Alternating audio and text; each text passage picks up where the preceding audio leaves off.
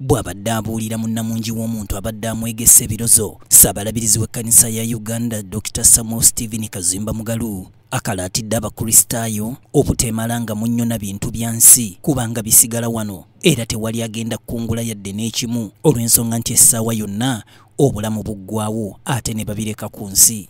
Bino byabise temuli akuma obugagga tamani agenda kumutwala ekintu kimu kyetwetaaga amaaso gaffe gatunira Yesu era nimugagga abantu batawanyi nebalira mu bwereere.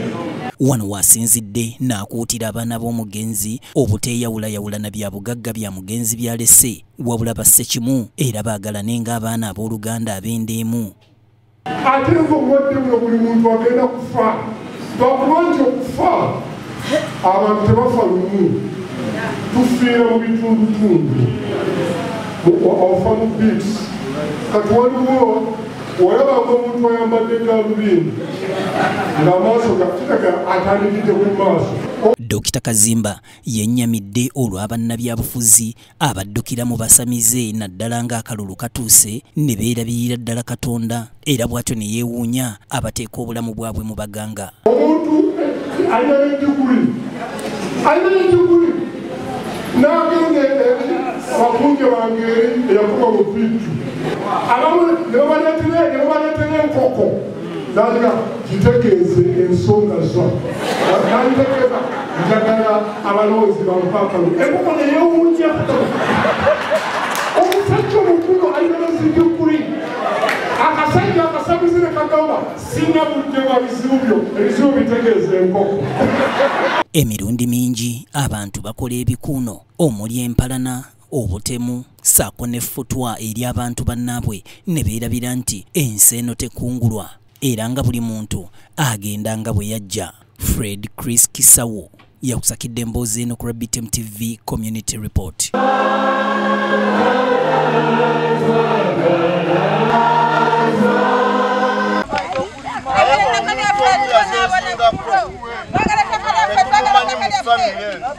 Ebiseera ebisinga obutabanguko oba obutakkaanya n'endooliito ku ttaka tekibeera kigenderere wabula okusingira ddala abakwenyigiramu n'abaako okusengula kw'empaanyi z'ettaka abandi lyonna ne balyeza kyokka babeera bakoseddwa bwe beekubira endulu tebawulirwa olw'enguzi ejjudde mayafeesi agandibayambye. Mu bitundu ebimu eby'ekaseese abantu ssekinnoomu bawuliddwa nga beesowoddeyo okwagala okwezza ettaka eribeera ery'ekitundu nga bagamba nti lyawebwa Namunigina oba nti lya famire zaabwe. Leero tusobodde okwogerako ne Stephen Magara ng'ono tumusanze Maziga Mwanattu olwo ettaka ly'okwesaalimbizaako gwalumiriza nti ye Hassan Basajja balaba oluvannyuma lw'okulipangisa mu mwaka gwa 2022 okulirimirako. Nsaba gavumenti enyambe tinyine okujja kandi nkuzire n'amaani tinyine bakajja bankwata babonabonesa kunturugunya bakantwara bantulikire akabangali bantulikire.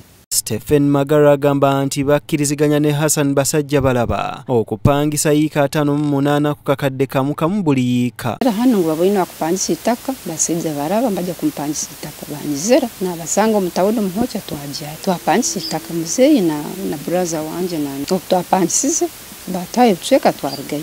Ekiseera kyekulungudde ng'endooliito ku ttaka zikozesezza naddala abantu ba wansi ate abateesobolera ddala bulungi mu disitulikiti y'e Kasese nga kiviiriddeko n'abantu okulugulamu obulamu mpozzi n'ebintu ebikalu nga mu biseera ebisinga kiviira ddala ku bwannannyini enkozesa mpozzi n'obusika. Kandi balagira galikayuku obukana balansi sente kutoa na to kuchweka baro itaka litu barisima bagamba nibende kuripangisa emyaka 3 buli hiika kujipangisa milioni 1 twaja busenyi tukiraniza nawe yakwata sente ya space ebitweka yaguma natusasura kuri 2022 newankubadde ng'emisango egisinga obungi ku ndooliito z'ettaka gyaloopebwa mu kkooti essiga eddamu ziterina bakola kimala kulongoosa ndooliito zino n'okukomyawo emirembe olw'okulwisaayo ensala y'emisango. Aba eroso kubanga abayingira mu nsonga zino enkola yakyoja mu miro yennyini mpozi ne gadibe nga lyawedde emirimu.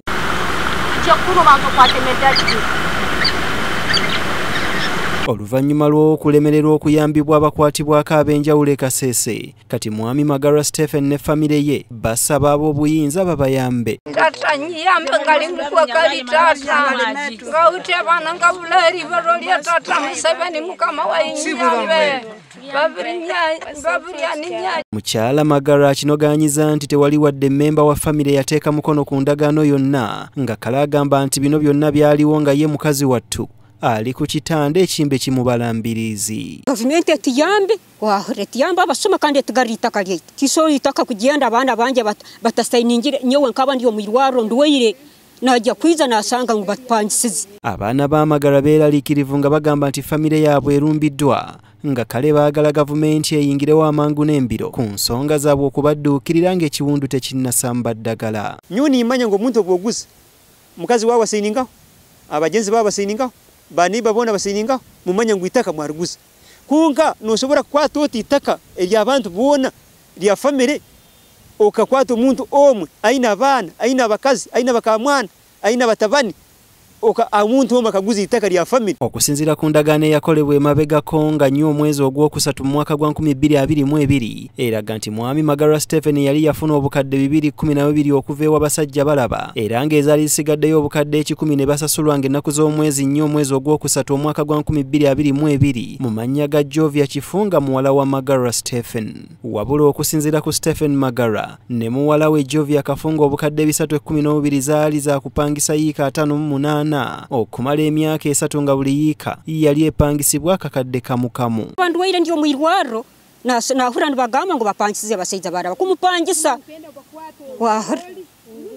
Karakita yabenyisire n'omwana wanje Kigambo yabenyisire Karakita otwaje kumwemereza ngo ayemere yayanga ngo natutomera nyo nabyama hansi na Kigambo yabyama hansi Karakita ngo agitarabyeho eruguru atutomere kuya twajunwa abantu abatukura.